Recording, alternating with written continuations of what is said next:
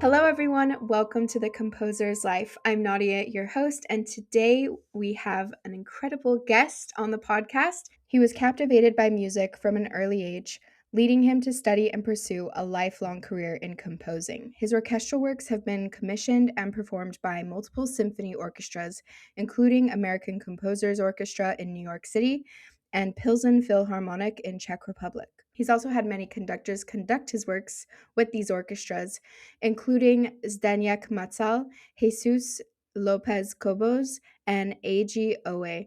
He's received prestigious grants and fellowships, including the Guggenheim Fellowship, and recently had his opera The Tin Angel performed in New York last November. Please welcome Daniel Asia. So Daniel, where are you from?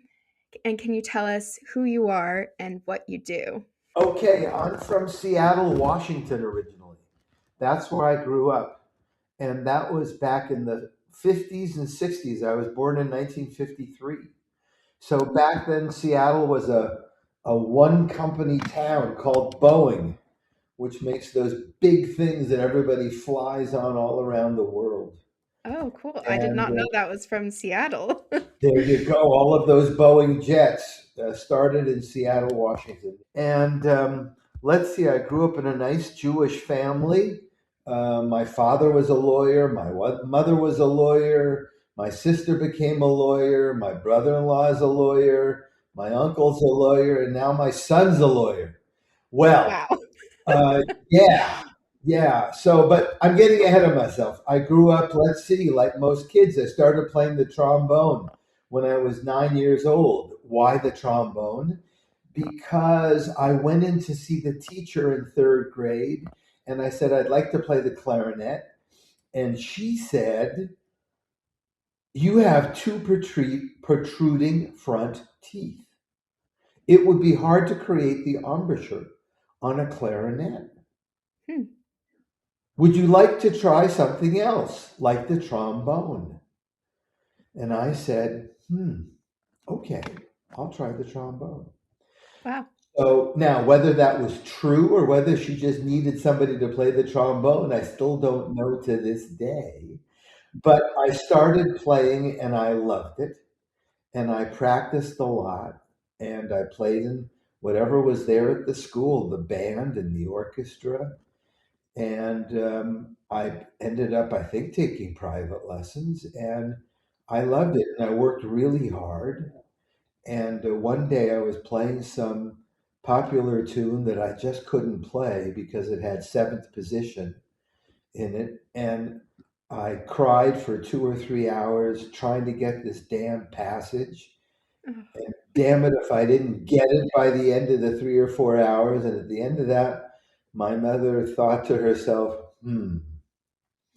I don't know. This kid might be serious about this stuff.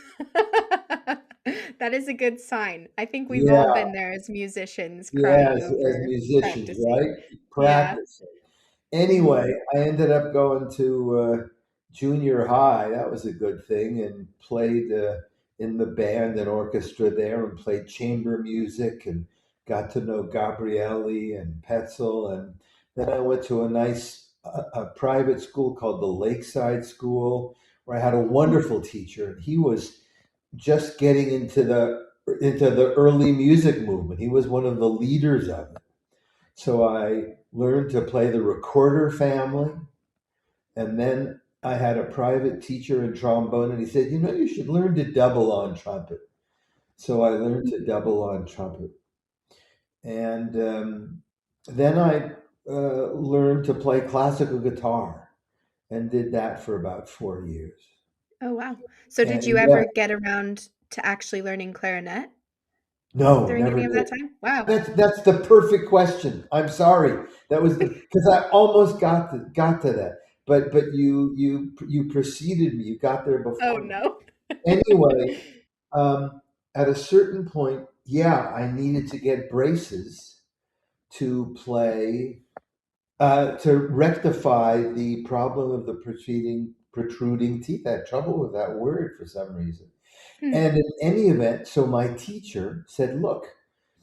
I'd been playing in the brass choir. That was all we had at this school. And he said, I'll start playing trumpet again, and why don't you conduct? So that was my first experience looking at the score, actually, Oh, and really? seeing how all this stuff was put together. And that was pretty cool. Yeah. And there were about four or five of us who were really excited about this music stuff. So he said one day, "Well, would you guys like me to teach you, a year of theory?" And we all started panting and said, "Yeah, yeah, that would be great." Did he mean teach you theory for a year or teach you a year's worth of theory? Teach us a year's worth of theory in a year. Okay.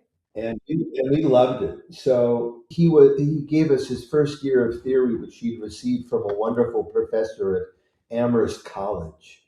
Mhm. And so then he gave us his second year, and I had to take physics along with that. I didn't do so well in physics, but I managed. But I got Yeah. the second year of theory, and that's when I also started really writing more seriously. I sort of got into this thing, and I also played in the Seattle Youth Symphony on trombone, but I only did it for a semester because I got tired of counting 424 measures and then getting yelled at playing in B major. I mean, trombone's not a B major is not a great key for the trombone, particularly when you don't have a trigger. Yeah, that's not nice. No, it's not nice at all. Anyway, and for 2 years, I also studied jazz theory with a wonderful guy. Both of these teachers, Peter Siebert and Jerry Gray, were really, you'll excuse me, instrumental in my development as a musician and as a composer. It was really wonderful. Yeah. And then I got offered to play in a blood, sweat, and tears rip-off band and go on tour. And I decided not to. Was this after high school or? Yeah, it was after high school. They were going to go on tour to California. They needed a new trombone player. I studied in a jazz camp that summer, and they heard me at the end, and they said, hey, that was cool. You want to join us?" And so I had to make the decision to go on the road at 18 or to go to college. Wow, big Yeah, choice at that time. big, big choice, big choice. And I decided to go to college.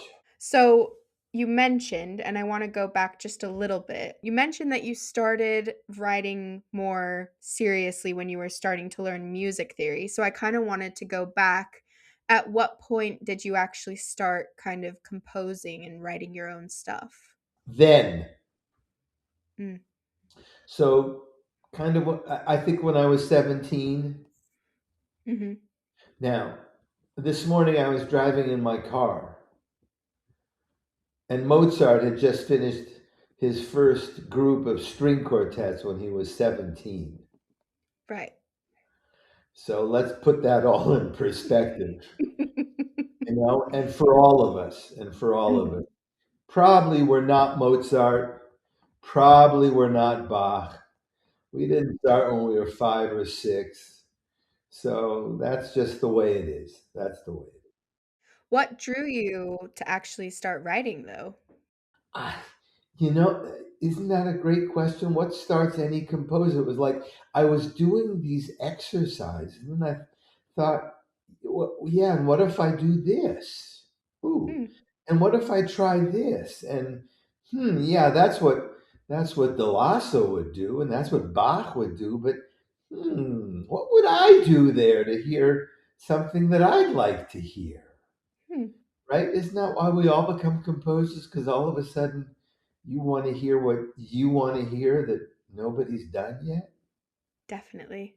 Yeah, I think that's the case. Yeah. So you're 18, deciding if you're going to go to college. So I'm 18 and I go off to this crazy place. My teacher who'd gone to Amherst said, there's this new school starting called Hampshire College, and it's pretty weird, pretty funky, and it's right near Amherst and Smith and Holyoke and University of Massachusetts. And I know you wouldn't like Amherst. That's way too straight laced for you. I was a leftist renegade, And he said, "Why don't you check it out?" Well, I got off the waiting list. So I ended up going to Hampshire. Hmm. And I said, I really know I love music, but I think I should spend at least a while not doing music and seeing if there's other stuff I might love to do. So I tried to do that, and after a month, I gave it up. Really? Yeah, gave that up. That's a good amount of time to know exactly what you want to do. That it took a month, and I went and talked to the composer. His name was Randall McClellan. He said, "Do you want to write music, huh?" I said, "Yeah, I really do. I really do." He said, "Okay." I said, "So here's your first assignment. Go write a piece and start with one note or two notes, but don't use any more than that until you need a third note, and then see what happens." So I went back and I spent a couple of weeks or 3 weeks or something, and there was an oboe student there, so I wrote a piece for oboe, Mm. and I didn't know what to call a piece of music then. I looked at it and I said, "Well, it's not a sonata. It's not a bourrée. It certainly isn't a gigue." So I said, "I know, I know. I'm going to call it Alex. That's a good name." Okay. So I called it Alex. And many years later, I met a young oboist at the Oberlin Conservatory. And I know I'm getting ahead of myself, but it's okay. Yeah. Um, and his name was Alex Klein. Mm. And he ended up becoming one of our great oboe players. He was in the Chicago Symphony. Wow. And I wrote this one movement because I didn't know about, how many movements, or should I write many movements, or I don't think I knew how to write variations. Nobody suggested that to me. So I just wrote Hmm. this little piece. Anyway, and it was it got published when I got published by Theodore Pressler because it's a nice little piece, for God's sake. Nice. What's wrong? Sometimes your first pieces are okay. Yeah. So I just said, "Okay, I'm going to write a piece. Forget this study nonsense or whatever." And so that's what I did. And then when Alex came along, he said, "This is really sweet. You should write a bunch of more movements." So I did, and it became the Alex set.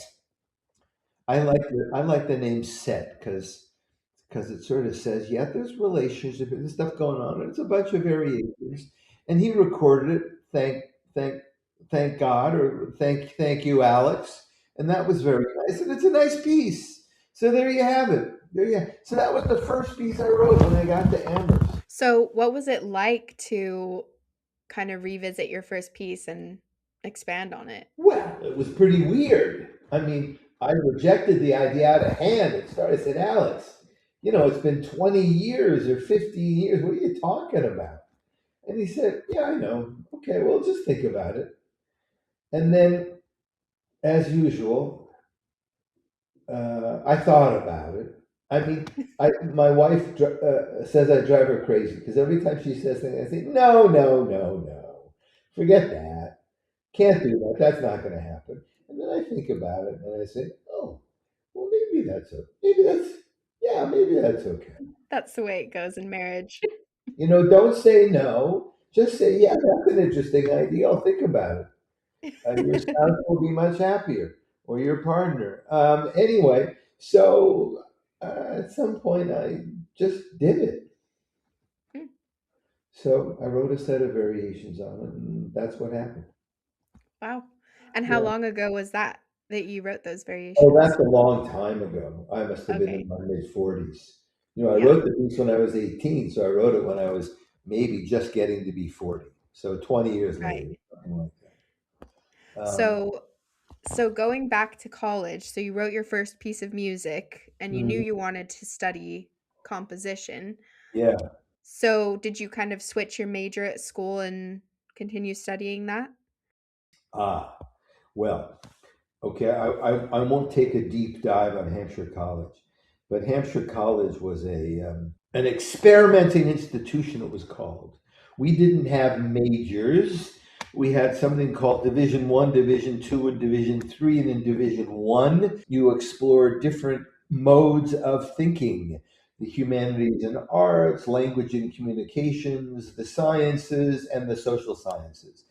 And you could or didn't have to take courses. You could also just essentially do what the British do and read, right? And go and read in an area and learn and pick and do stuff. Well, I took some courses. I didn't take any theory courses right away. So what I did with Randall was I wrote music. I think I next wrote a choral piece called 19, since I was 19, something like that. I changed the name of it to Sign Sounds, or no, that's Earl Brown. I forget what it's called. It's called something, but and again, and then I sang in the chorus there, and the chorus sang it, and I still like the piece, and we recorded it with the BBC Singers a bunch of years ago. It's on an album called Purer Than Purest Pure, but it took off on what a chorus could do in the early 70s, having listened to, Pauline Oliveros and maybe Stockhausen and Vinko Globokar or people who are dealing with sound from an electroacoustic standpoint. And I'd gotten into the electroacoustic music studio in Hampshire really early because we had a custom made Moog synthesizer. So I was already working with stuff there. And that was kind of cool to open myself up to that. And then I ended up studying also with a guy named Ron Pereira over at Smith College. You could do that. And I took a conducting course with the woman who taught the chorus at Hampshire, and then with a wonderful woman named Iva D. Hyatt, who ran the choral program at Smith College. And she was all into early music stuff, like troubadour stuff and post troubadour stuff. So she'd give us assignments like, okay, here's what we have. We have this melody. How are we going to make music of it? What are we going to do with this? So, I mean, everything was just getting going with the early music movement. So it was fascinating. That sounds really, really fun, Yeah, actually. it was very cool. And then Randall would give me scores to look at. He had a very thorough standard education at Eastman, but he was doing electroacoustic music and was into all this alternative stuff. So I'm sure that the very first semester, I mean, I don't know if your listeners, you have heard, I'm sure you have, you see by now, a woman named Meredith Monk. Well, Meredith came up when I was 18 to Hampshire College. My guess is that Meredith Monk was 23 and had just graduated from Sarah Lawrence College and was doing her thing down in the village and just getting going. Hmm. So I was hearing, can we swear on this show or not? Yes, you can swear. That's fine. Good. So she was doing her weird shit, Yes. but it was really interesting stuff. I never heard anything like that. Right. Never, never. Hmm. So then at the same time, I think I was probably starting to go hear the Smith Amherst Orchestra play concerts. And then soon I got back into trombone or conducting, and I started my own brass choir at Hampshire. With a bunch of guys, and I conducted and we played, and I think I also had a recorder group. Oh yeah, so I wrote a piece for 4 recorders, and it incorporated, and I was trying to write to figure that one out. So I wrote that, something like that. Wow. And yeah, so that's kind of my first and second year. I tried to write a piece. I studied the Holocaust in depth for a whole year. Hmm. And it was the first course in the Holocaust in the country. This was 1971. Really? And, yeah, and Holocaust literature was just starting to be written. Hmm. And we got all of the scholars who had written or were writing all of the books on all of the major aspects of the Holocaust. So at Hampshire, if you took courses, you only took 3 courses. So they were all very much in depth. And this was for a whole year, which was also unheard of. But it was about about Europe, probably the 19th century, latter half of the 19th century, particularly on Germany, leading of the perpetrators and the victims. So all about the history and the culture of Germans and Jews. And then Raoul Hilberg, who wrote the first book on the destruction of European Jewry, came down from Vermont where he was teaching. So the destruction process itself, how it played out, and then the aftermath. What happened? What did it mean for religion? What did it mean? What did it mean for literature? What did it mean for the Jewish and German communities? What did it mean for artistic experience? What did it mean for philosophy? For this to have occurred. Anyway, that was a very important experience in my life. I tried to write a piece, a choral piece, somehow reflecting that, and I was too damn young. Come on. I mean, I didn't know what the hell I was doing. I didn't have the technique to do it. I didn't have the.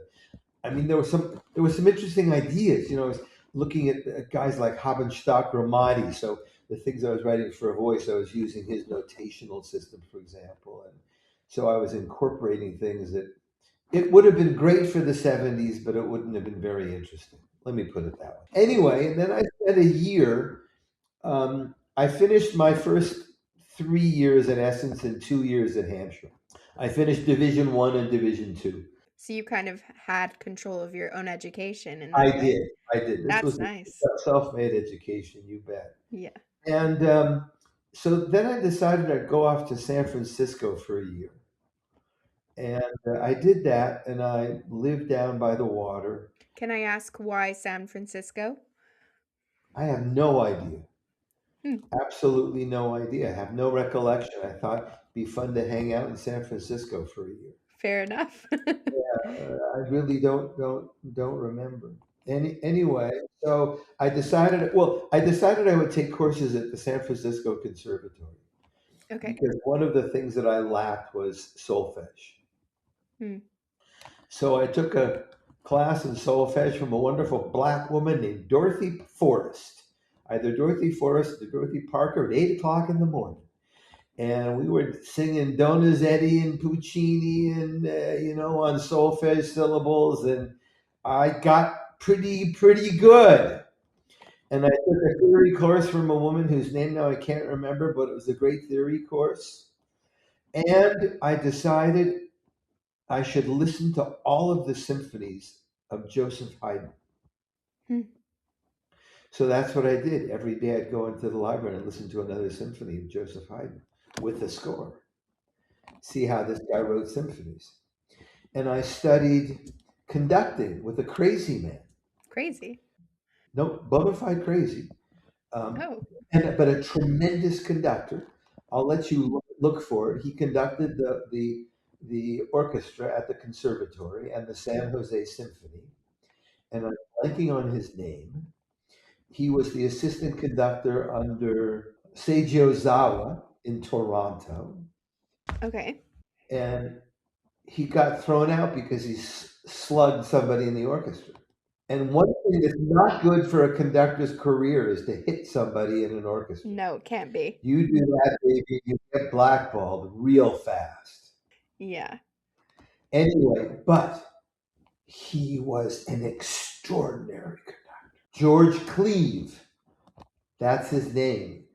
All you guys should look up George Cleave and listen to some of his recordings of Mozart in particular. Genius, one of those geniuses, but a little nutty. Right. And I thought that I might study composition while I was there, and there was a young squirt there who was teaching composition, and his name was John Adams. Hmm. And I went to my first class with John, and I showed him what I was working on, and he said, "Oh, this is not very interesting. This is rip off George Crumb," which it was, because I liked George Crumb a lot. I'd listened to a lot Randall had introduced me. George was just coming on the scene then. Hmm. Okay, it meant this is early 70s. Hmm. Maybe he won the Pulitzer 3 years earlier, or something like that. If your listeners have not heard of the music of George Crumb, they should go listen to it. And George Rockford, right? And Richard Wernick, the three guys who made up the Philadelphia School. And very different composers. Anyway, so my response to that was, screw you. You know, I'm sorry. I didn't come here to get blasted out. So I didn't work with him for the year. And then I had an oboist at the end of the year play Alex. And he came up to me afterwards and said, "Gee, that's such a sweet piece. I'm sorry you didn't study with me." And I thought to myself, well, if you hadn't been such an asshole, maybe we would have had a good time together. But I wasn't going to put up with your nonsense. But I was a young guy. Yeah. Anyway, so I went back to Hampshire College that year. Although in between, I went and spent a year the summer in Israel, Hmm. studying on living on a kibbutz there for about 6 weeks of study or so. What's a kibbutz? Oh, a kibbutz is a communal living settlement. They used to be all agricultural. Oh, Um, wow. when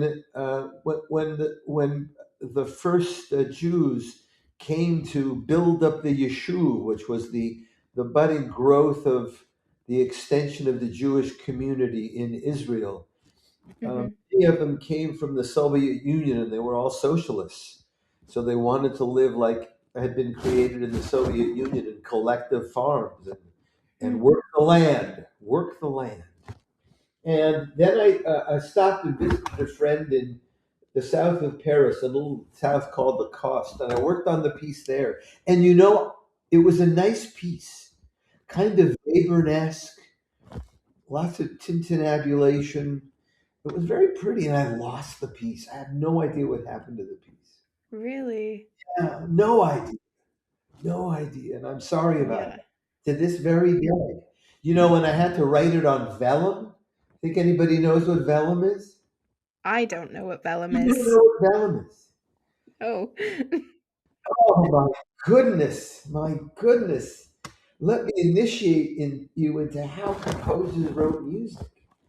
Vellum essentially is a modern version of calfskin, right?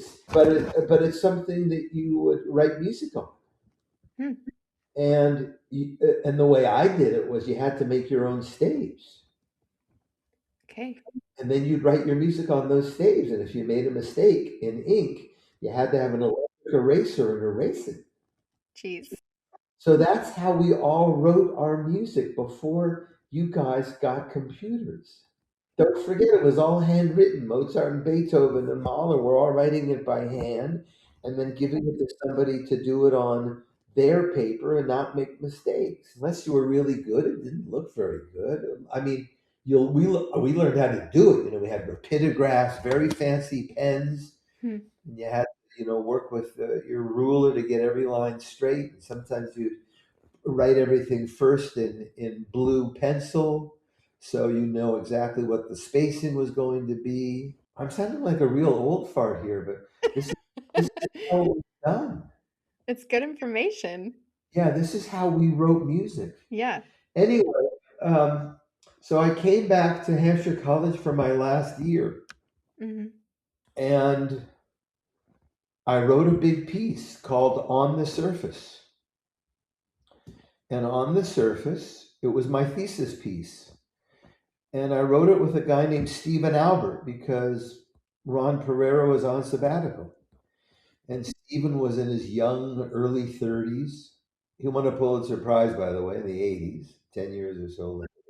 Great composer, tremendous energy. You folks out there should listen to his pieces, River Run, that's a symphony for which he wrote a Pulitzer Prize, and To Wake the Dead. Those are the most, I think, important pieces. Other ones are marvelous, but those are pieces to start with. Remember, this is the late '60s and '70s when dodecaphonic music reigned, when Babbitt and the Columbia Princeton School were in the ascendancy or at the very top of their game and control. So when Rockberg broke with them and said, can't do this anymore, I got to do something else, and began his experiments in recovering history. Stephen Albert was one of his students who was there, who was already there philosophically and emotionally. So those are the two pieces of Stevens to listen to. Anyway, but Stephen was interesting. And Stephen, I don't really want to see your music. Let's just study scores together. So we did. I studied Bartok's string quartets with him. I studied George Crumb's uh, first book of Macrocosmos, which to this day I still think is an extraordinary work and one of his very best. If you don't know these guys, go check it out. And so I wrote this piece called "On the Surface" for oboe, harp, electric cello, Hmm. and two percussion. And it ended up being about a 25-minute piece. I'd never written anything that long in my life. It has a singer, one movement, mostly just the singer and percussion playing stereophonically, and the singer uses a cup as a mute, That's very cool. and it's amplified, and she has to whistle and do all that stuff that George had opened up for us. And then the last movement is a blues. What appears on the surface to be an in-house departmental controversy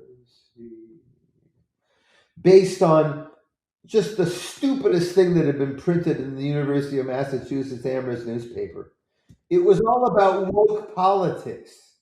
So for those of you who know about woke politics, it started back here in the '70s, and I was already onto it in the early '70s. Anyway, and then there are movements that are purely instrumental, which were what I was thinking then. And who are we as composers, you might ask? Well, I think we're the combination of everything we've encountered in our lives, and every piece of music we've encountered somehow filters into our musical persona, and we decide, yeah, I like that, or no, I don't like that so much, or yeah, I think I can include that. Yeah. So that was all in this piece. A lot of different things were blending into the Asia persona. I love that. It sounds like the 70s was a very exciting time, honestly, to study music. It mixed with your education and the way that it worked. Sounds like it sparked a lot of creativity. Well, it was to have heard somebody like Meredith Yeah. Monk and say, "Okay, that's hip, but I don't think I want to do that." And then I went to various composer gatherings of young composers. I remember in New York, and there were people from SUNY at Buffalo who were there with Feldman, and people with various schools in New York, whether it was Juilliard or Mannes or Manhattan. So yeah, it was interesting to hear. It was wide open aesthetically. Let's put it that way. Mm. In a way that I think, yeah, it was kind of healthy. Produced a lot of really bad music, but guess what, folks? Every period produces lots of really bad music. That's just the name of the Yeah. game. This is a tough profession. It's a really tough profession. I mean, every individual composer probably produces a lot of bad music too. Just part of that. Well, that's Yeah. right. We just do. That's part of who we are. Although, I mean, the great ones didn't, but there aren't that many of the greatest, and we all do the best we can. That's what you got to do. Yeah, definitely. So after you finished studying, did you know that you wanted to work as a composer, or what was your kind of vision for your career path? So at the end of my last year of Hampshire, I was also the assistant conductor of the Smith Amherst Orchestra. So I kept doing both conducting and composition. I knew I wanted to do both. Mm, So I went off from Hampshire College to the Yale School of Music. And I had no idea. I'd gotten in there in the University of California, San Diego. And I'd studied with a couple of, or new Yale composers who were in the Connecticut Valley, who were at Amherst. mhm. And they said, well, if you think you might want to teach sometime, it might be better to go to Yale than to UCSD. Because UCSD is a pretty brand new program. And I'll get back to UCSD later because there's a good story about that. Anyway, so I ended up going to Yale where I studied with three guys. The most important was Jacob Druckmann in composition. So if people don't know of Jacob Druckmann, they should listen to him, one of the most important composers of the last 50 years or so. At the time of the last celebration of the Declaration of Independence, or the big one in 1975, he received, I think, four major commissions from the major orchestras in the country at the same time. Wow. Imagine that. Yeah. Good luck. Good Dream of that. luck. Yeah, you dream of that. Anyway, so I studied composition with him for a year, and I studied conducting with a guy named Arthur Weisberg. He ended up recording a large number of recordings of American composers for Non Such Records, which was then an upstart label. And it made the careers of many of those composers. And Arthur was quiet, rather contained. Jacob was also somewhat contained.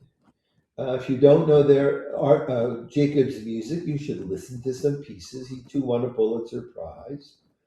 He won a Pulitzer Prize for a piece called Windows. I don't think it's the greatest piece.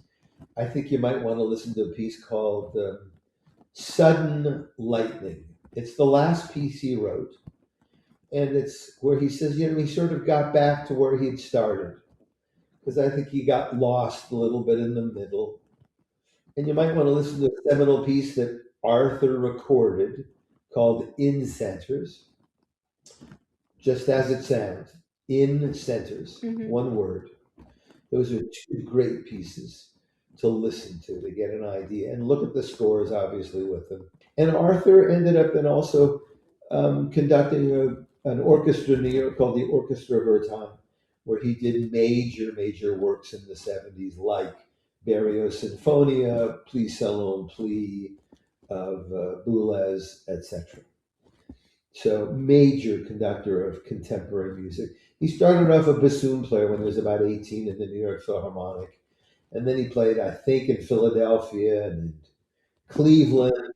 And by the time he was 26, he was bored. He said, I'm playing the same stuff over and over again. I'm like, I don't want to do this for the rest of my life. So he learned how to conduct. And he learned how to conduct by conducting composers' music. And said, yeah, this is for me. I like it. So you're studying with Jacob, was that it?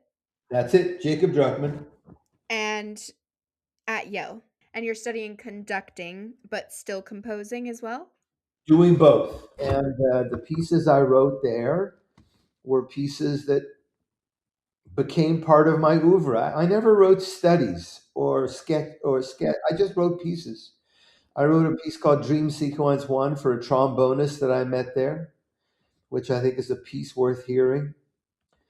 I wrote a piece for the lead flute player of my generation, Robert Dick, who was just beginning his career and writing his book, The Other Flute, which is the seminal text for composers on how to write extended techniques for the flute. I wrote him Plum Dream Sequence 2 called Plum DS2.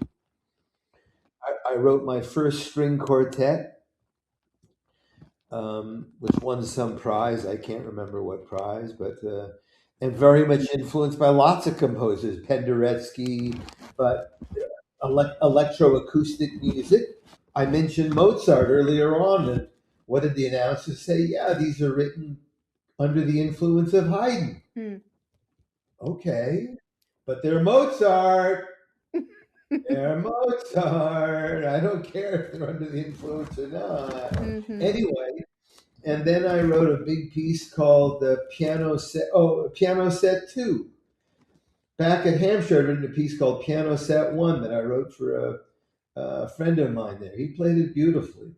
And then I wrote Piano Set Two for two pianos, which is more of um, a post Barrio piece of having been in the studio and mixing styles and having been influenced by cutting and splicing in the recording studio.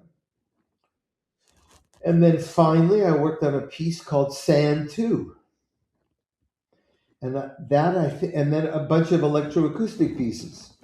Miles Mix, which people could listen to. It's recorded in a piece called Stay. That's a nice kind of studio phrase, isn't it? I mean, something backwards. Anyway, so it was a productive time for me. I mean, I just set out to write music and to study conducting. I took as few courses as I could. I didn't I didn't do much theory. Wrote my music, worked with Arthur. Um, didn't listen too much to the composers there, the other guys, because they were still into heavy serial stuff. A guy named Robert Morris, but I learned a lot in the studio from Robert. And I studied a little bit with Christoph Penderecki. He came in, but nobody really studied with Christoph. He was too famous. He came in and did his European master routine and talked for an hour and then went home. Uh, uh, he listened to Miles Mix and go listen to Miles Mix, everybody. So it starts off with 5 minutes of heavy metal, really loud stuff, crash bang, youthful stuff, right? And then 6 or 7 minutes of just soft, gentle, dreamy stuff.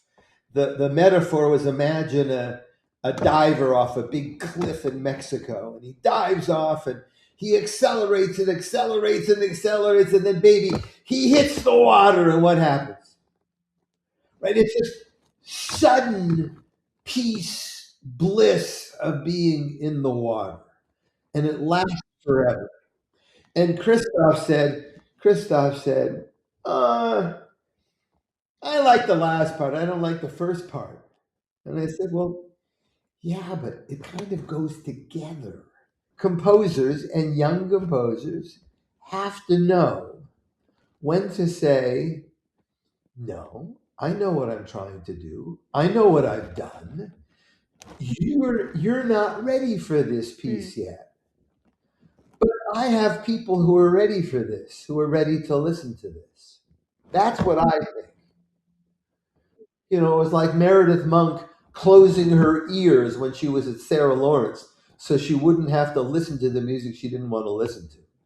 Now that's a little bit over the top to me. I'm willing to listen to most stuff, but I'm willing to say this is bullshit or this is good stuff, Yeah. right? In other words, that's another thing I'm going to say, particularly for young listeners. Sorry to say this, but you have to be willing to make judgment. That's part of who we are as composers. It, does it work or doesn't it? Every time you're choosing a note, you're choosing, I hope, the best note you can choose and the best rhythm. And we all do the best we Yeah. can at that. And to criticize or to pass judgment is to say, no, no, I think I can do better. I mean, why did Beethoven write over, those 32 sonatas? He could have stopped at 12 as far as everybody's concerned, and they would have said, these are all great. But he must have said, no, no, I can get better. I can do more. Yeah. I like There that. you, It's there very you good go. points. I was listening to I think, a master class with Danny Elfman, and he said that composers have to have the biggest egos that exist, or else you can't really be a composer as well. You have to think that your music is the best as you keep writing. I think he's right. At the same time, you also have the humility to know that there may be somebody else out there who has something great to say, which means I want to be the best composer writing Daniel Asia's music. You know, at a certain point, I focused more on my music and less on conducting because I realized lots of people can go out and conduct this stuff. Only I can write my music. Only you can write your music. Okay? That's it. So now you don't need, therefore, to have the ego that says, I'm the greatest thing that's ever come across since a hot fudge sundae. Yeah. You know? So you can just say, I'm the greatest Daniel Asia that's ever come across around here. And yes, every piece that I write, I love, and I don't let it out of my studio until I think it's as good as it can be. Yep. That's that. That's that. Now take it or leave it. And if you find something of interest in it, as I hope you do, that's great. And if you don't, go on to something else. Yeah. It's your I think life. that's a great way to put it. I think that is a good way. So, how and where do you find inspiration for writing? So, you know, there's a great story of Stravinsky, and you stop me if you've heard it. So, Stravinsky's at a cocktail party after a Monday evening concert series in Los Angeles. And the woman who's hosting the event comes up to him and says, Maestro, I've always wanted to ask you this question. You know, I know that you have a house that sees both the mountains and the coast and the water. You know, do you get your most inspiration when you're looking at the mountains? Do you get your most inspiration when you're looking at the water? And he says, "Man, I get my most inspiration when I'm sitting at the goddamn piano, trying like hell to write some good music." So, you know, inspiration, yes, of course we get inspiration, don't we? I mean, there's nothing better than when you get that moment of inspiration and you're, God willing, in the flow of writing music and you're there and you know that there's something else besides just you involved in this and it's happening. And boy, just keep it coming, baby. I don't care how or why or what's going on here. But how do you get to that? You get to that by sitting in your studio every day for 4 hours and working on something until something happens, right? And scratching out and throwing a lot of things away until finally something starts to emerge, or by sketching something and saying, well, I don't like that, but there's something there that's kind of interesting. What is it? What happens if I do this with that? What happens if I do that? Oh, now it's getting a little more interesting. And now let's see this. Oh, that note's wrong. Bad note, bad note. Let's get a new note in there. New note. That one sounds better, but no. What's wrong with the contour? Come on, come on. There's something wrong with the contour. What is it? What is it? So we're using everything. We're using our rational facilities. We're using our intuitive facilities. We're going in from hard focus to soft focus. We keep moving back and forth in that space of our consciousness and our minds, all of it together, knowing that we're doing exactly what we want to do. I love that. It kind of feels like sculpting, but with sound. Trying to chip away the sound until it's what it should be. That's it. Some people chip away and some people build up. Do I care?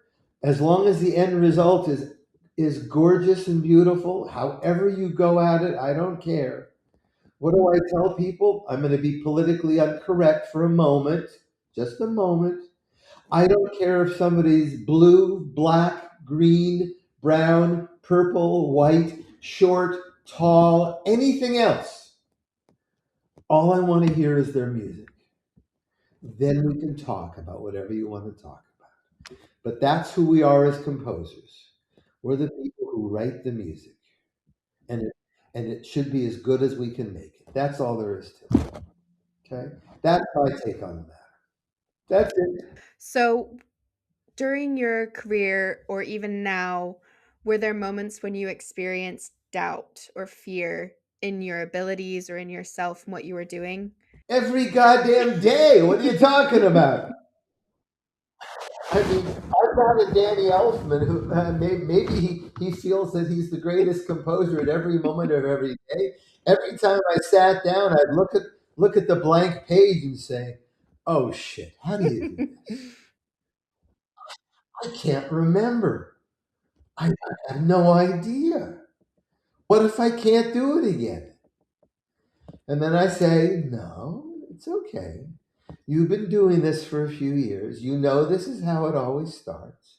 You know, there are some composers who never stop writing music, which is to say, I think Philip Glass goes from one piece to the next immediately. Hmm. Never takes a break, a breath, let alone a minute. That the flow is always there. Bach obviously did that, right? One piece to another. Then there's that guy named Beethoven. There's a reason Mozart wrote 30 whatever symphonies. I can never remember numbers 34, 36, 32. By the time he was whatever, 36, 34, 35. There's a reason that Haydn wrote over 100, whatever number that is. And there's a reason why Ludwig wrote 9. Because after writing one or two, he said, oh shit, I don't want to write the same thing over again. I ain't doing that. What am I going to do next? I got to think about this a little bit. Not that it was, I think, well, yes, I do think it was. I think it was difficult for him to write music because he had an image that he was chasing that was harder to chase down in a way that was not the case for Bach, Mozart, and Haydn. Those guys, I think it seeped out of them more. Although Haydn may have had to work at it more, but given his output, I only say that in a very gentle way. But I mean, I think most of us composers, we look to Beethoven and probably Stravinsky as the model, which, sorry, it's great stuff, but this is hard work and you got to work at it to get it right. But once you've got it right, oh boy, Satisfaction. satisfaction. Yeah, but that's the way that most of us need to Yeah. think about it. Hovhannes didn't, Alan Hovhannes. I don't know if your Mhm. listeners know his music. I mean, what did he write? 560 symphonies, Wow. I think. He wrote one every week or every 5 days or something. That's crazy. So, yeah, well, he had a style, he had a language, he had a something. Now, there's a difference between writing something that's every day and something that, dare I say, is profound or has at least some profundity to it. I aim for the latter. I mean, that's just who I am. I want something that I'm hoping is going to last, uh, not just everyday stuff. I think that the difference between classical music, quite frankly, and quote unquote popular music, almost by definition, popular music is supposed to be of its time. It's for us while we're going through the current experience. Yeah. But I wouldn't expect it to last in 100 years. But I think that's what classical composers are aiming for in a certain way. I know the problem of saying, look, I'm not sitting down and trying to write a masterwork every time I write a piece of music. You can't do that. That's clear. Having said that, we're trying to write something that maybe will have some resonance for people 10 years from now, 20 years. And they'll say, yeah, that's a good piece of music, Mm-hmm. you know? And I'm not dismissing the Beatles. I don't know. We'll find out. Maybe that's going to last as be like Schubert, you know. Yeah. So we'll find out. What would you recommend to people and composers do, and maybe based off of your own experience, in order to get their work out there? Because I do think that is one of the biggest blocks, at least for me sometimes, is for composers just sharing their work and getting it out. If you're a young composer, how do you get going? So, as I explained at the very beginning, my entire family were lawyers. I mean, the best thing is to be a John Corigliano and have your father be concertmaster of the New York Philharmonic and meet Leonard Bernstein when you're a young composer. That's the best way to do it. But that doesn't happen to most of us. I think there are a number of ways. The first thing to remember is the beginning of a long life and a long career, God willing. And therefore, you should plan ahead and think ahead. I'm now, if we talk about life as a curve, I'm at the end of a curve. You're at the beginning of a curve. And you will go through phases of your life and your career. And you might want to think at the start, for example, what are my predilections?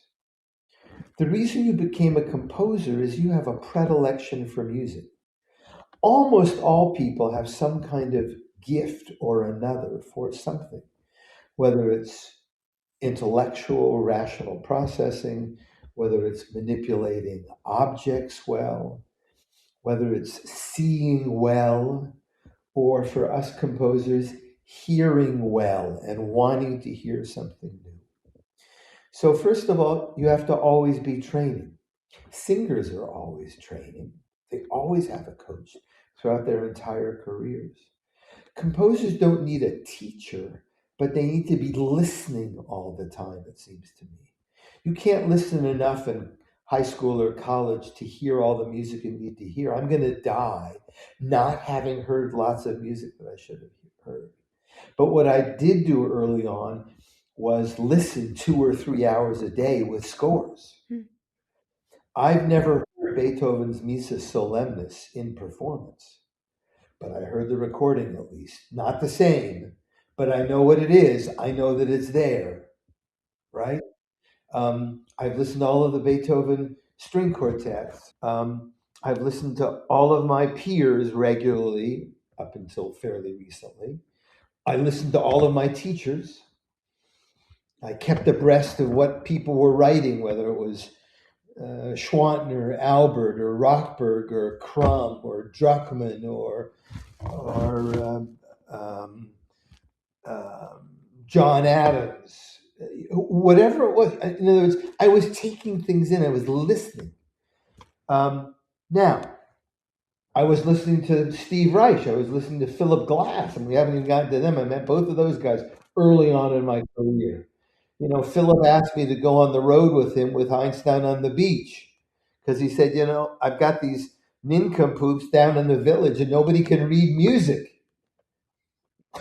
He said, you could read music. I said, yeah, okay, but you know, I have my own stuff to do. So, but I knew what was going on. I heard it. You know, I performed it. I played it. Um, I started a new music ensemble that I conducted and played and premiered many new works by many of the composers who came just after me. You know, whether it was Julia Wolf, David Lang, Aaron Kernis, Paul Moravec, um, uh, all these guys. We gave many of them their first performances in New York City. We were Musical Elements was the name of the group, and we were the Midtown group. We played guys from Uptown, Yehudi Weiner, we played Babbitt Allset, and we played downtown. We played Malcolm Goldstein, we do Philip Glass, we do Steve Reich, we did Morty Feldman, blah, blah, blah. I mean, be open to everything, and then say, now that I've heard it all, who am I?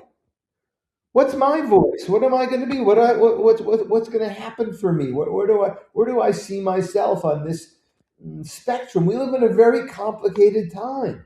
There isn't one language, so to speak. I don't think. But there are many possibilities, many ways to express yourself. So what I tell young composers is, I don't want to hear anybody else. I want to hear you. I want to know what you have to tell me. And by the way, I'm excited and will be excited to hear what you have to say. Hmm. So that's one way to get started, is to know who you are and get to know who you are as a composer, as a musician, as a person. And then be true to yourself. You have to be true to yourself. Beethoven did not play around with royalty. He gave him hell. It screwed his career, screwed his health, but it kept him an artist. Hmm. So, uh, okay, then you got to get to know musicians. I didn't get to know musicians enough. There are composers who hung out in New York who started their education and careers there who were really smart. They got to know the best players at Juilliard and the best players at Manhattan. If they were in Philadelphia, they got to know the best players at Curtis. Make friends if you can among performers, because they're the ones who are going to play your music. Yeah. The better they are, the better your music sounds. Mm-hmm. Right? They can polish up your gem so that it shines. And that's not a bad thing. So you want to seek out good performers and just want to be friends also, because they're the guys who are making music. Now, it's a tough world right now, I think, for classical music, or what we do, or for whatever word you want to apply. It's just tough. The culture is not what it was even 50 years ago. Right? When I was a student, it's not as open, it's not as welcoming. Now, it wasn't welcoming then either. I'm suggesting with some golden age it wasn't, but there was a thriving middle class culture that looked at music. They didn't like new music in particular, but at least there was a scene, and orchestras had grown exponentially around the country because of the Ford Foundation and Rockefeller and all the rest. So there are lots of possibilities now for a young composer. So now we go back to that question of ego. And it's not so much ego as much as saying musicians and artists historically, we were the original entrepreneurs. Mm. We had to go out to the royalty and say, you want to support me. Let me show you what I can do. Let me show you what I have done. Mm-hmm. You just have to do it. There is no choice. And there's so many more of you younger composers, for better or worse. It is hard to distinguish yourself among your peers. So here are the two things to do that I think are most paramount to summarize. One, write the music that you can stand by and say, somebody is going to really like hearing this. Mm-hmm. Once you've done that, say, okay, now who do I get it to? To whom should it be sent? And say, look, I really think this is good music. Take a look. Those are the first two things. Everything else I think is ancillary. Yeah, go find a sponsor. That's real important if you can do that. Good luck. If you can find any high-tech people who are interested in what we do, there used to be those billionaires and millionaires who prized high art. There aren't many of those around anymore. Mm. There are competitions. Sure, I'd send stuff into everything that's available, knowing that you're not going to win. And if you do sometime, Zeitgeist, you should go in good health and forget about it and then go write the next piece. All of those good things like Prix de Rome when you're ready for it, the American Academy of Arts and Letters prizes, those all are stepping stones. You bet. You bet. They're not stepping stones to writing good music. I've been hearing Lots of winners of those, and the music is nowhere as far as I'm concerned. But guess what? Here's an interesting thing. You know that most major foundations or all 501(c)(3)s, not for profits, guess what? They've got to give away 5% of whatever assets they have every year. Guess what? Every prize giving organization has to give away prizes every year. That's their job. Okay. So Charles Ives said, don't forget, prizes are for sissies. People don't like that they use that word. Look, it's what he meant. He said, forget about the goddamn prizes. Will you just write the music that means something to you? That's what he meant. So that's what I would encourage people to do. And if prizes fall into your lap and jobs and whatever positions that you want fall in your lap, that would be great. I never really thought about music as a profession. I can't stand it when people talk about composition as part of some industry. I don't know what the hell that means. I just don't know. I still don't. If you're a performer, sure, and you want to be in the Philadelphia Orchestra, go for it, baby. Get your chops together and get the position. For a composer, what does it mean now? I have no idea. All I know is I kept getting. I got my first job was at the Oberlin Conservatory, and it was after I'd spent a year in West Berlin and on a German Fulbright.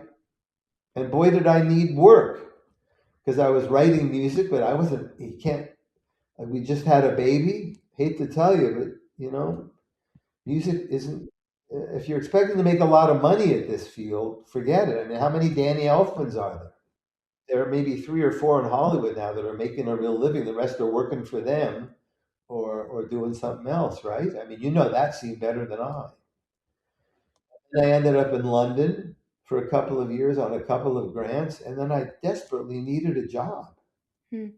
Oh, by the way, it's a good story. After being in West Berlin for a year, I was supposed to come back to UCSD to get a doctorate, and I ended up there for 3 days. Why? Because the first assignment from Pauline Oliveros was write a piece of music for the entire United States. Don't worry about the budget. There was another person there who was teaching a theory course talking about the morphology of a piece by Vinko Globokar. That's why I remembered him before.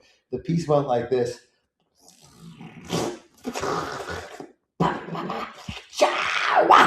Now, I don't mind those sounds. I kind of dig them. But let's not go into a scientific explanation about the nature of those sounds. It's just not that interesting. So that lasted 3 days. So yeah, that was that. Anyway, after 2 years in London on a Guggenheim and UK Fulbright Arts Fellowship, we had 3 children, my wife and I. She's an artist, but I needed a job, and I've been here. Was at the University of Arizona for 38 years, running the composition department. Wow. I consider myself to have been very lucky because guess what? I told them I write music half day and I'll teach half day, but the music has to come first because you hired me as a composer. You want a real composer? So again, it's a matter of saying to yourself and anybody, guess what? I'm a composer. Here's what I do. We're the people who create this stuff that everybody else plays. In this country, nobody could give a shit that we do that. In Europe, we're the maestros. The conductors and performers get the idea that, oh, you're a composer? Here, being a composer is like pumping gas. Yeah. If anybody knows what that means. Okay. So that's kind of the way it is, it seems to me.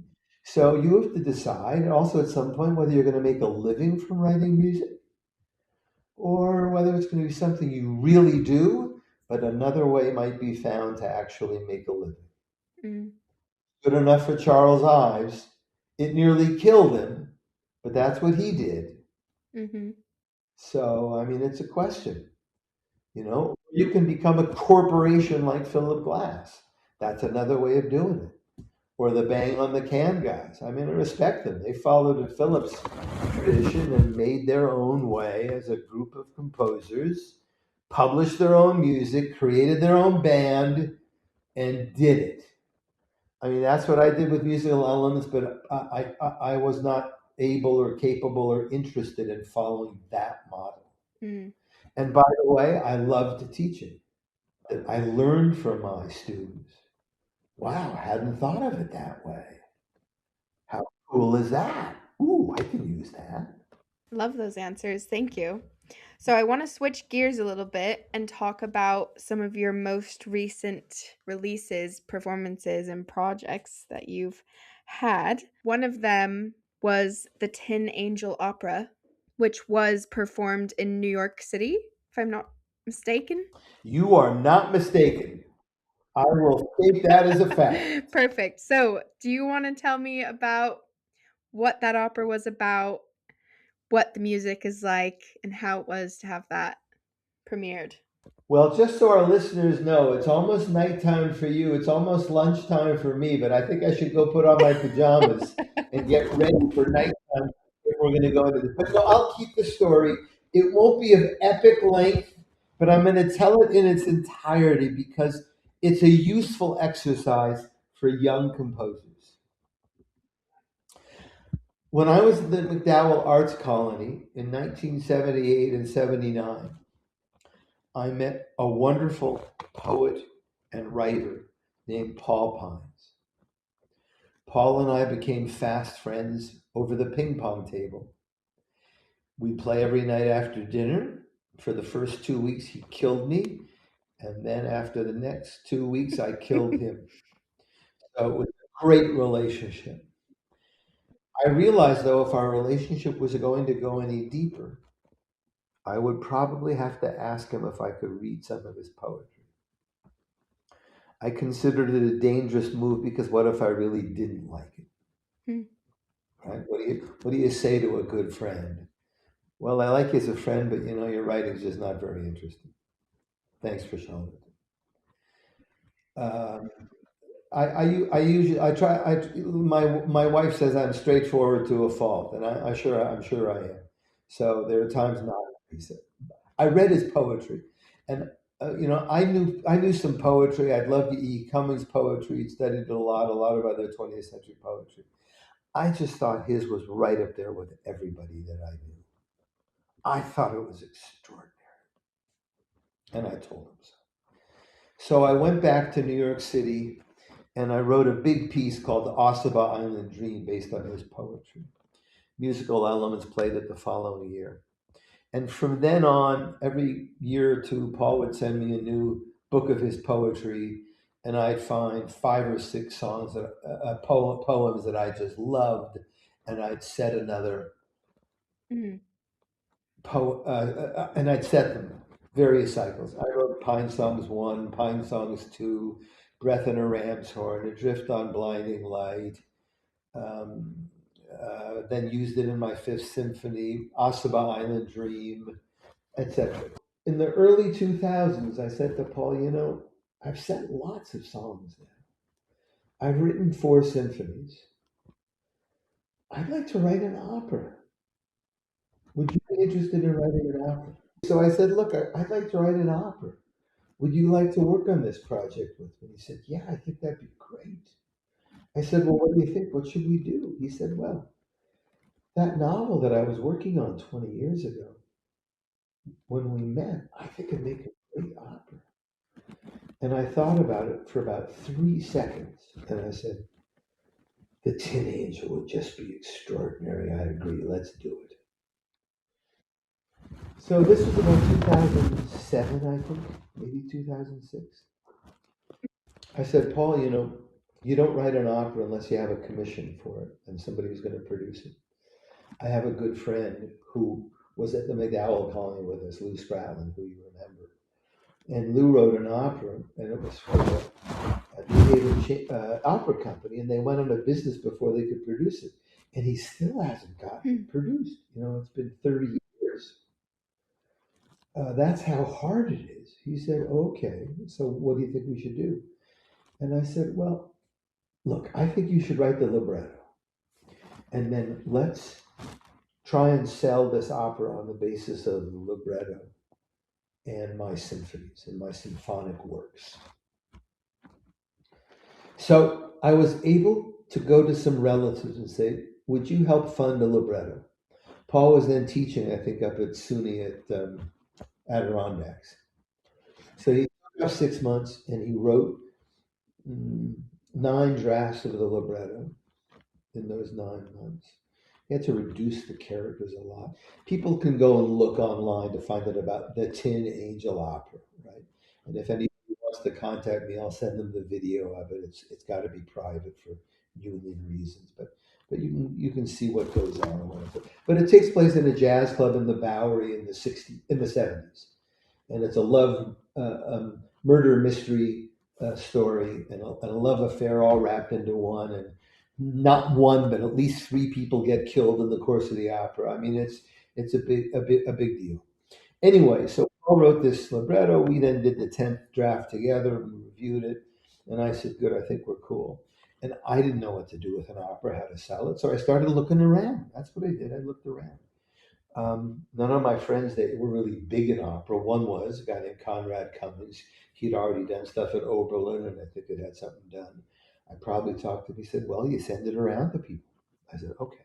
So I sent it. The first guy who responded was a fellow named Pelham Pierce at Central City Opera in Colorado, and he was very excited about it. He said, "I want to do this. Come on out. Let's talk." Paul and I flew out. We saw Antony and Cleopatra by Barber, which we were doing, and then he sat with him and he said, I love this. I love the music. I love the libretto. We're going to do this. I just have to talk to my board. And a few months later, he came back. He said, my board said they want me to raise an endowment, not use money for a new production. Hmm. Oh, we were so disappointed. Here we traveled all the way out there. You can imagine. So I said, okay, back to the drawing board. So another thing composers must have in this business is perseverance. Hmm. You don't stop. You don't quit. So I wrote to a bunch of other opera companies, Kansas City Opera. Hey, this is an interesting project. We kind of like this. Let's talk a little bit. So we talked, and they said, well, we can do this, but we like the story. We like your music. And we can probably fit it in our schedule in about 5 or 6 years. Well, I didn't know the opera world very well. And I thought, of 5 or 6 years? What makes you think that any of us are going to be alive in five Oh or no. 6 years? But this wasn't when opera companies looked out 5 to 7 years. I said to them, okay, if come back to me in 5 to 7 years and when you're into, let's do it. So then I finally called Paul one day and I said, Paul, look, this is a story that takes place in the Bowery in a jazz club in New York in the '70s. I'm going to send it off to the Met. I think the New York City Opera had already gone into business. Sent it to a guy named Paul Cremo at the Met, the dramaturg there. Didn't hear anything for about a month. And I said, okay, I'm just going to call this guy. So I called him, and that was when you could get somebody like that on the phone. I said, hi, I'm Paul Cream. I said, hi, I'm Dan Asia. I sent some materials about my opera, and I'm going to be in town in about 3 weeks. A blatant lie. Blatant lie. Would you like to meet with me and Paul to talk about my opera? Our opera. And he said, I was going to get back to you. I've been on vacation for the last 3 weeks up in Vermont, and I read your libretto twice with your music behind it. And I thought this would be wonderful for the Met. I said, excuse me? He said, yeah, I really like this. Now, why don't you? So I'll meet with you when you come in 3 weeks. I called Paul and I said, Paul, I'm coming into New York, baby. We're meeting with this guy at the Metropolitan Opera. And Paul said, great, I'll be there. I'll be there. So I called a friend of mine who knows large institutions like the Met or the Metropolitan Museum of Art or City Ballet. And he said, oh, this guy will probably give you 5 to 10 minutes. So you got to have a pretty fast pitch, make it ready for him. and then you'll see what happens. So Paul and I went in, and we talked with him for about an hour or an hour and a half, like you and I are doing. And at the end, he said, "Look, I'm so excited about this project, but you do understand, the Met is a $250 million operation. So I have to send this through about five different other offices who need to look at it and think about it from their perspective and whether they think it's something we can do." And we said, do whatever you have to do, but let's see what happens. So he got back to us a month later and he said, "Well, I'm sorry. I have bad news. And that is, there are a bunch of people here, and a number of them said, we have to fill a house with 3,500 people. We have to fill it with a sound and an opera that is dramatic in that nature enough to fill up that kind of a house. And it gives the pace for that. This opera moves fast. This has a lot of energy. We don't think this opera should really be in a house that's any bigger than 2,000, maybe 2,500 max." I was completely silent for about 10 seconds, trying to absorb this. And then, you know, while that disappoints me greatly, I can understand that as a reason why it can't be done at the Met. That makes sense to me. Then he said, "Oh, and there is another minor reason. We got a grant from the Mellon Foundation for $300,000 to put together teams of young composers and young librettists. We'll pay them each, $50,000, $60,000. They'll spend a year working together, and they'll try and put together a libretto and then some scenes for an opera, and that's also on our plate." And I said to him, "You guys have to be out of your fucking head. Come on, the chance of that producing anything, get real." I was pretty forward with him, and he said, "Oh, I know. We all know that.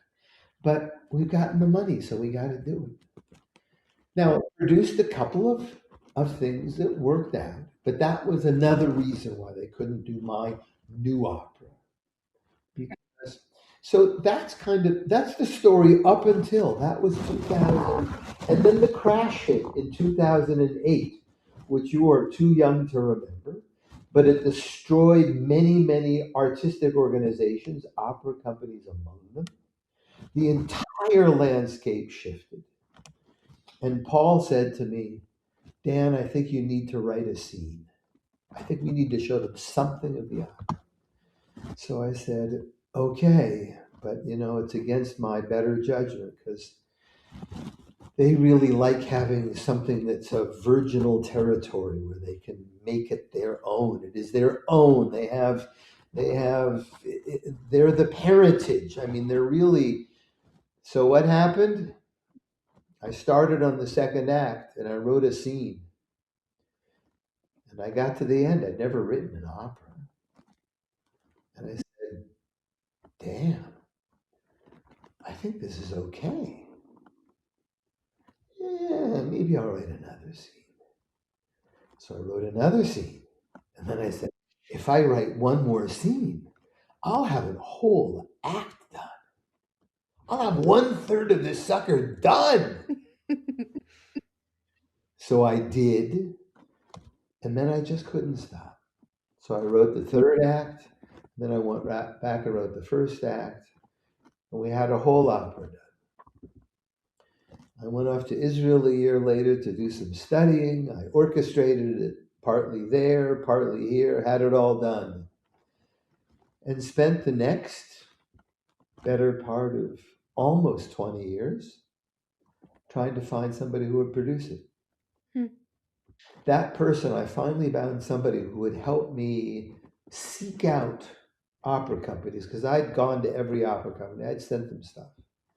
And I found this woman named Lena Chandros. I don't know how I got to her, who ran a company called Momentum Artists. Lena did and promoted the things that she loved. And when I brought this project to her, she looked at it. She said, "This is fabulous. We're going to get this done." We took it to a company in New York.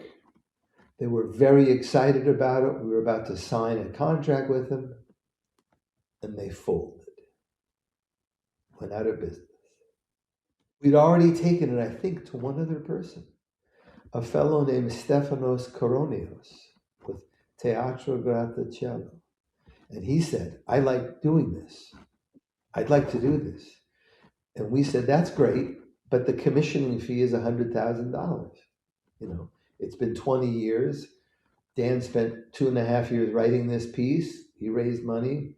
He said, can't do it. I don't got that kind of money. Forget about it." I called up a few friends in the business and I said, "So explain to me, what am I doing wrong?" And they said, "It's really very simple. If you raise $1 million, almost any opera company in the country will do your opera." Simple. Simple. Simple. So I said, "Okay, I've raised money before for commissions. Here I go." I didn't raise $1 million. I raised $100,000. We went back to Stefanos Koronios and said, "Okay, now you don't pay us $100,000, but we provide $100,000 for the budget. Will that work?" He said, "I can do with that because I can raise the rest of the money to make that happen. Let's do this. This is going to be great." Then it took another 2 years or whatever it takes, because in the opera world, you got to plan at least, that nobody plans 5 or 7 years in advance, but they do plan 2 years in advance, right? So we had to find the major singers who were available, had to find the production team, had to find the director, had to find the space. And that's why, after almost 20 years, my opera was finally produced last June 28th and 29th. Those days are imprinted on my memory. In New York City at La Mama Theater, 3 blocks from where the club existed back in the 70s, 4 blocks from where my ensemble, Musical Elements, performed its first season at what was then called the Truck and Warehouse Theater. So full cycle, after almost 20 years. Would I wish that upon any composer? The answer is no. But there's this story that defines, I think in part, the kind of commitment you have to have. I'd only finish that story by saying, if I were to die tomorrow, I would not live to go to the bar and bat mitzvahs of my grandchildren, but I would die a very happy composer. I don't even want to say anything else after that. That was amazing. Well, I think it's a good story for people to know. Yeah, definitely. Really enjoyed listening to your stories and having you on today. And I think you've shared a lot of good stories and advice for people, and me included in that. So thank you so much for your time. Wonderful, and the best to your husband and your dog. Thank you for listening to today's episode. Make sure to sign up for our newsletter, The Composer Studio, for a more behind the scenes look at composing, including a monthly newsletter with opportunities, new podcast releases, news in the music industry, and more. See you in the next one.